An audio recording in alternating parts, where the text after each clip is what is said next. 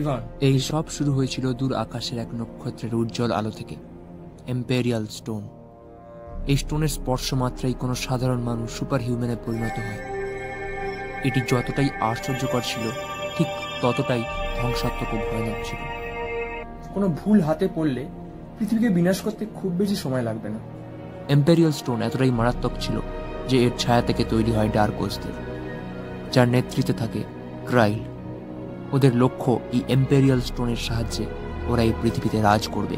Imperial স্টোনের উজ্জ্বল অংশ থেকে তৈরি হয় এম্পেরিয়ান্সদের, যার প্রধান ছিলেন গ্রে স্টোন, তোমার বাবাই ভাই।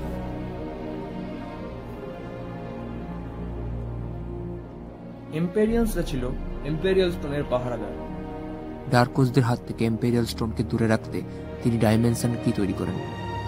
ওই স্টোনের কাছে পৌঁছতে হলে প্রথমে ডাইমেনশন কিকে অতিক্রম করতে হবে। আর ডাইমেনশন কিকে অতিক্রম করা মানে কি হবে অতিক্রম করলে? ডাইমেনশন কিকে তার জায়গা থেকে সরালে তার পাস্ট, প্রেজেন্ট, ফিউচার সব একাকার হয়ে যাবে।